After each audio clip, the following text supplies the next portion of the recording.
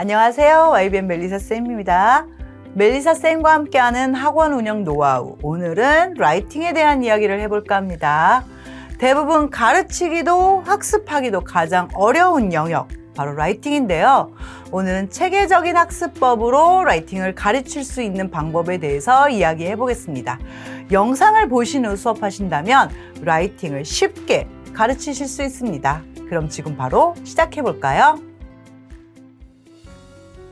많은 선생님들께서 가장 많이 하는 질문, 라이팅을 잘하는 법은 뭐죠? 정답은 네, 무조건 많이 써보는 방법밖에 없습니다. 쓰고 수정하고 다시 써보는 활동을 반복하면서 라이팅을 향상시키는 겁니다. 영어의 영역은 크게 인풋과 아웃풋으로 나누죠. 인풋은 listening, reading, grammar, 그리고 어휘. 라이팅과 스피킹은 아웃풋 영역에 해당하죠. 영어의 학습의 가장 큰 결과물이 스피킹과 라이팅이라고 할 수 있습니다.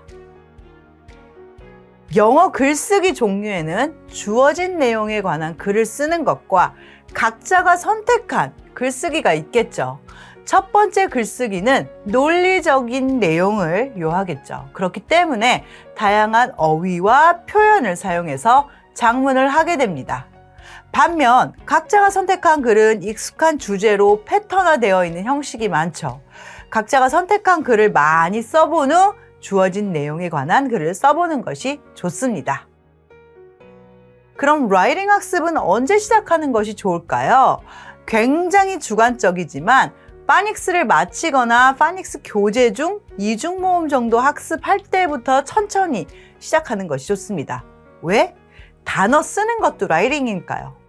하지만 본격적인 센텐스 라이팅은 리딩이 되면서 스펠링 훈련과 딕테이션을 하는 시기부터 학습하는 것이 좋습니다. 사실 저학년 때는 라이팅보다는 리딩에 더 포커스를 하는 것이 좋지만 중학교 가기 전까지는 패러그래프 정도는 맞춰 놓는 것이 중학교에 가서 힘들지 않습니다. 대부분의 학생들이 라이팅이 어렵다고 말하는데요. 그 이유가 뭘까요? 대부분 학생들은 생각하는 범위가 굉장히 얇고 좁잖아요. 그렇기 때문에 선생님들께서 쓰기를 시작할 때는 학생들이 말할 수 있는 거리를 주시고 토픽을 제공하는 것이 좋습니다.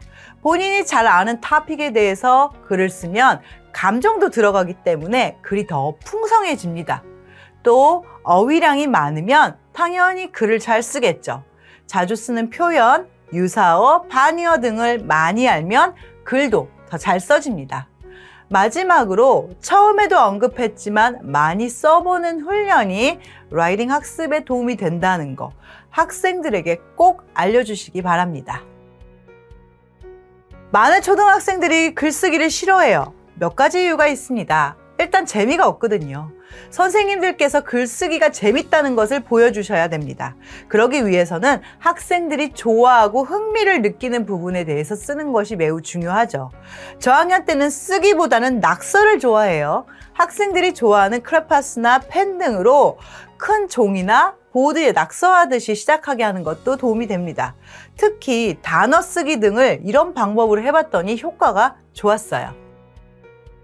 지금부터는 본격적인 라이팅 단계와 학습법에 대해 살펴보겠습니다. 라이팅은 크게 알파벳 단어 쓰기, 문장 쓰기, 문단 쓰기, 에세이 쓰기로 나누는데요. 그중 가장 첫 번째 단계는 알파벳 단어 쓰기입니다. 영어를 시작하면서부터 라이팅은 시작되는 거죠. 이때는 단어와 문장과 친해지기 위한 라이팅을 하는 건데요. 쓰기가 재미있고 습관을 들이는 것이 중요합니다. 특히 파닉스를 배우는 단계에서 발음을 잘 못하는 단어는 많이 듣고 써보는 훈련을 시켜주시고 이 부분을 잘한다며 듣고 받아쓰기, 외워서 쓰는 학습까지 시켜주시는 것이 좋습니다. 그 다음은 문장 쓰기 단계인데요. 문장 구조를 익혀서 써보는 훈련을 하는 것이 중요합니다. 쓰기 안에서 어순의 감각과 문법 개념을 익히는 것이 좋고요. 리딩 교재를 활용해서 지문에 있는 문장을 필사한 후 단어만 바꿔서 나만의 문장으로 만들어 보거나 스펠링 테스트를 볼 때도 뜻만 적는 것이 아니라 문장을 만들어 보는 것이 도움이 됩니다. 지금부터는 어려워지는 단계죠. 네, 문단 쓰기입니다. 단락을 이해하고 다양한 종류의 패러그래프를 적어보는 훈련이 중요한데요. 문법 교재에서 배운 문법을 활용해서 문장에 살을 붙여 문단을 풍성하게 만들어 봐야죠. 이때 본인이 만든 문단을 쓴 후 어떤 부분이 틀렸는지 반드시 셀프 코렉션 하는 훈련이 필요합니다. 좀 더 창의적인 주제를 제시해서 학생들이 문단 만들기에 흥미를 붙일 수 있게 하는 것 중요한 요소죠. 영어 쓰기의 마지막 단계는 에세이 쓰기 단계입니다. 사실 에세이 쓰기는 초등학교 때 하면 너무 좋지만 중학교에 가서 해도 늦지는 않습니다. 패러그래프만 잘 써도 중학교에 가서 도움이 많이 되죠. 에세이 쓰기를 할 때 가장 중요한 부분은 논리성이 뒷받침되고 주어진 형식에 맞춰서 쓰는 연습을 하는 것인데요. 그러기 위해서는 배경 지식을 많이 알아야 본인의 생각을 논리적으로 적을 수 있습니다. 또한 이때는 배운 문법을 잘 기억해서 문법에 맞는 글을 적는 것도 매우 중요한 부분입니다. 오늘은 간단하게 라이팅 단계와 특징 그리고 학습법에 대해서 살펴봤는데요.